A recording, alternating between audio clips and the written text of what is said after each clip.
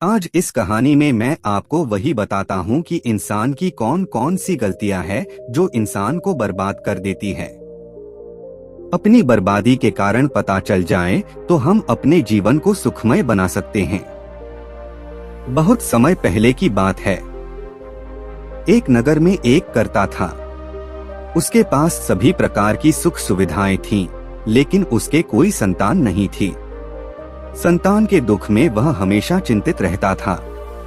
फिर एक दिन उसे पता चलता है कि उसकी पत्नी गर्भवती और उसने अपनी पत्नी का खूब ख्याल रखा। ऐसे में एक दिन उसके घर पर एक पुत्र का जन्म हुआ। शिव पुत्र के जन्म पर बहुत प्रसन्न था। उसने पूरे नगर में मिठाई बैंड था और उसके लालन पालन में कोई कमी नहीं छोड़ी। देखते ही देखते उसका पुत्र बड़ा हो गया। फिर सेठ ने उससे पुत्र को गुरुकुल भेजने का निर्णय किया ताकि वह पढ़ लिखकर एक विद्वान बन सके। अभी उसके पुत्र की उम्र ज्यादा नहीं हुई थी, लेकिन उसने छोटी सी उम्र में अपने बेटे को शिक्षा ग्रहण करने के लिए गुरुकुल भेज दिया था। गुरुकुल में वह बालक अच्छे से शिक्षा ग्रहण करता, अपने गुरु की सभी आज्ञा उनका पालन करता। ऐसे में वह बालक धीरे धीरे वहाँ का सबसे होनहार विद्यार्थी बन गया। गुरुकुल में उससे बालक ने सारे वेद, पुराण और शास्त्रों का अध्ययन किया और बहुत बड़ा विद्वान बन गया, अर्जित कर लिया। लेकिन वह कहते हैं ना कि समय कब बदल जाए किसी को भी पता नहीं होता।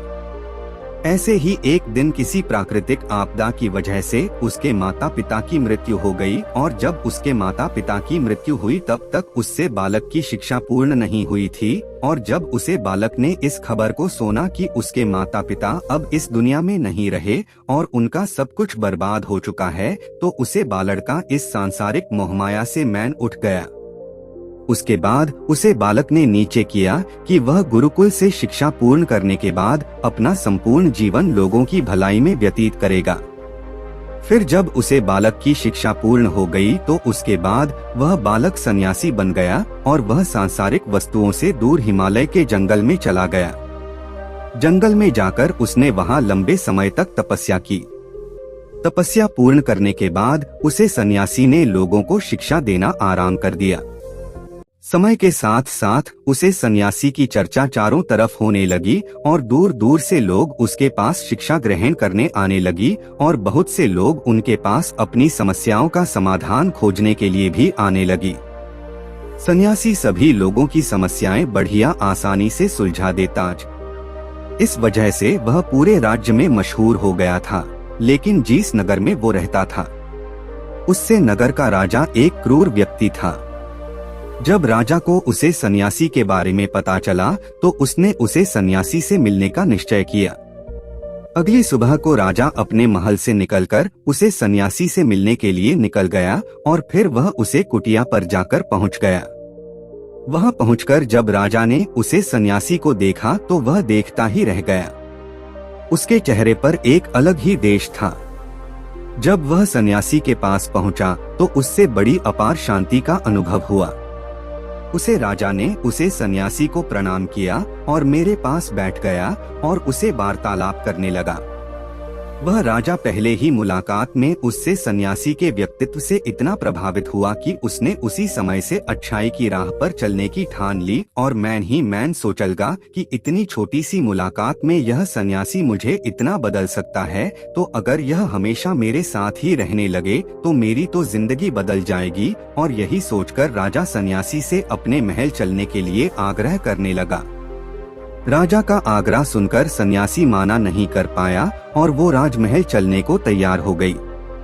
फिर राजा सन्यासी को लेकर राजमहल की ओर चल दिया।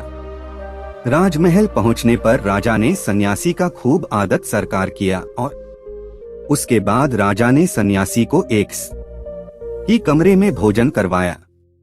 भोजन के पक्ष सन्यासी ने राजा को धन्यवाद दिया और राजा से जाने की आज्ञा मांगी। यह सुनकर राजा ने कहा कि आप हमारे बाग में जब तक चाहे तब तक रह सकते हैं।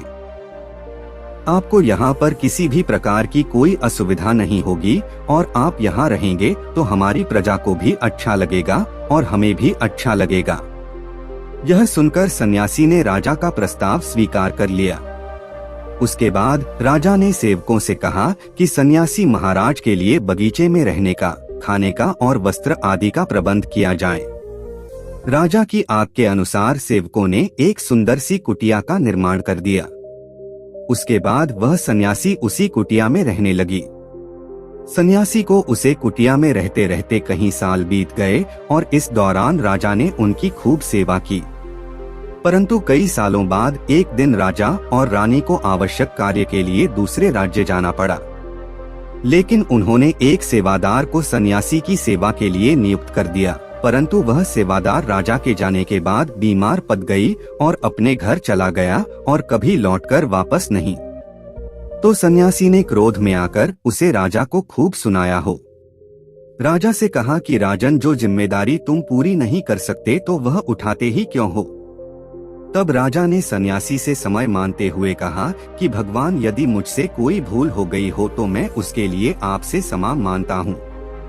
मुझे क्षमा कर दीजिए और आप अपना क्रोध शांत कीजिए और मुझे बताइए कि आखिर हुआ क्या है।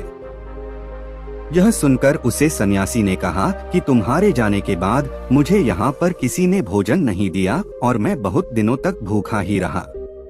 मुझे यहाँ पर आकर किसी ने पूछा तक नहीं कि मैं किस हाल में हूँ। यह सुनकर राजा ने सन्यासी से क्षमा मांगी और कहा कि ही भगवान, आज के बाद में ऐसी कोई भी गलती नहीं होगी। फिर कुछ देर बाद मामला शांत हो गया। जब राजा और सन्यासी के बीच वार्तालाप हो रही थी तो रानी भी यह सब वार्तालाप चुपके सुन रही थी और सब कुछ देख रही थी। उसके बाद राजा ने उसे सन्यासी को कोई भी शिकायत का मौका नहीं दिया और उसकी खूब सेवा की। परंतु कुछ दिनों बाद राजा को फिर किसी आवश्यक कार्य से अपने राज्य से बाहर जाना पड़ा। लेकिन इस बार राजा ने राज्य से बाहर जाने से पहले अपनी रानी को कहा कि जब तक मैं नहीं आऊं तब तक आप स्वयं सन्यासी की देखभाल करोगी। यह सुनकर रानी ने कहा कि जी महाराज, आप निश्चित होकर जाएं। मैं सन्यासी महाराज की अच्छे से देखभाल करूंगी। उसके बाद रानी हर रोज भोजन बनाकर सन्यासी महाराज को भेज देती थी। लेकिन एक दिन रानी नहाने के लिए चली गई और सन्यासी को भोजन देना भूल गई। सन्यासी ने काफी देर तक भोजन का इंतजार किया, लेकिन जब भोजन नहीं आया तब सन्यासी सोच में पड़ गया कि आज खाना क्यों नहीं आया। उसका के बाद सन्यासी ने सोचा कि वह खुद महल में जाकर देखेगा कि आखिर अब तक खाना कंटिन्यू नहीं आया, और फिर वह महल पहुंच गया। जब वह महल के अंदर पहुंचा तो वहां उसकी नजर रानी पर पड़ी। रानी के लंबे लंबे गाने काले केस जो कि उसकी कमर पर लहरा रही थी, उसकी कजरारी आंखें जो देखने मात्रा से ही घायल कर दे, उसकी हिरानी जैसी चाल। रानी के इतने सुंदर रूप को देखकर सन्यासी चिकित्सा हो गया और रानी की सुंदरता सन्यासी के मन में घर कर गई और वह वहां से बिना कुछ कहे ही अपनी कुटिया में लौट आया।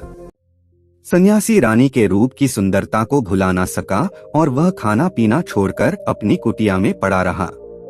उसने कई दिनों तक कुछ भी नहीं खाया, जिस वजह से वह बहुत कमजोर हो गया। फिर कुछ समय बाद राजा वापस लौटे और जब उससे सन्यासी की हालत का पता चला तो वह सीधे सन्यासी के पास पहुंच गए और बोले कि ही भगवान, क्या बात है, आपको क्या हो गया और आप इतने कमजोर कैसे हो गए? चिंता है और आप किस गहरी सोच में डूबे हो? क्या मुझसे कोई भूल हो गई है? तब सन्यासी ने कहा कि नहीं राजन, आपसे कोई भूल 12 फुल नहीं हुई है। यह सुनकर राजा ने कहा, तो फिर क्या बात है, आप मुझे बताइए, मैं आपकी परेशानी जरूर दूर करूंगा। ये सुनकर सन्यासी ने राजा से कहा कि राजन, मैं आपकी रानी की अद्भुत सुंदरता को देखकर उनकी सुंदरता के फेर में पड़ गया हूँ और अब मैं रानी के बिना जिंदा भी नहीं रह सकता। कि यह सुनकर राजा हैरान हो गया और कुछ देर सोचने के बाद राजा ने उसे सन्यासी से कहा, मैं आपको रानी दे दूंगा। यह सुनकर सन्यासी बहुत पसंद हुआ।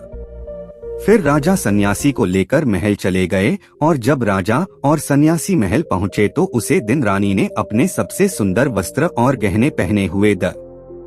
फिर राजा रानी के पास पहुंचे और राजा ने रानी से कहा कि कोई सन्यासी की मदद करनी चाहिए। यह बहुत कमजोर पड़ गए हैं और मैं नहीं चाहता कि किसी ज्ञानी पुरुष की हत्या का मेरे सर पर लगे। उसके बाद राजा ने रानी से पूछा कि क्या आपके पाप अपने सिर पर लेना चाहती है। राजा की यह बात सुनकर रानी ने राजा से पूछा कि आखिर इन सन्यासी के इस दुख का कारण क्या है। तो राजा ने रानी से कहा कि सन्यासी आपकी अद्भुत सुंदरता के दीवाने हो गए हैं। राजा की यह बात सुनकर रानी ने कहा कि राजन, आप चिंता मत करिए, अब आप सब कुछ मेरे ऊपर छोड़ दीजिए। मुझे पता है कि मुझे अब क्या करना है, उससे आपके ऊपर ना तो सन्यासी की हत्या का पाप लगेगा और ना ही उससे मेरे पवित्र धर्म का नाश होगा। रानी की यह बात सुनकर राजा ने रानी को सन्यासी को सौंप दिया। उसके बाद सन्यासी रानी को लेकर कुटिया पर पहुँचे। जब रानी सन्यासी की कुटिया पर पहुंची, पुरानी ने सन्यासी से कहा और राजा से जाकर बोला कि रोज इन हमें रहने के लिए नहीं रह सकते। सन्यासी की बात सुनकर राजा ने उनके लिए घर का प्रबंध कर दिया। फिर सन्यासी रानी को लेकर घर पहुंचा।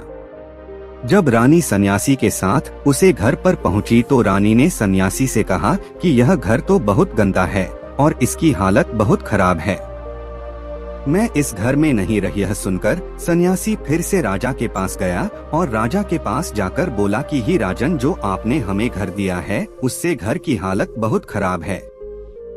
सन्यासी की बात सुनकर राजा ने उसे घर की हालत ठीक करवा दी। उसके बाद फिर रानी घर के अंदर गई और नहा धोकर बिस्तर पर एक गई। फिर सन्यासी भी बिस्तर पर एक गया।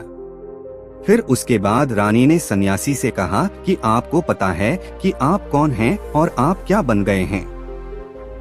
आप एक महान सन्यासी दर्श।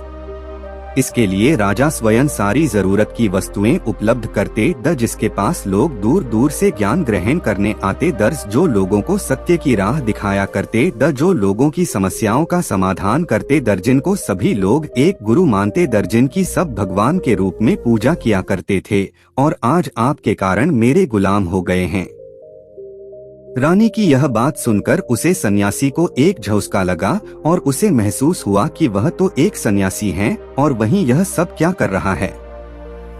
वह तो यह सारी सुख सुविधाओं को छोड़कर शांति की तलाश में जंगलों में चला गया।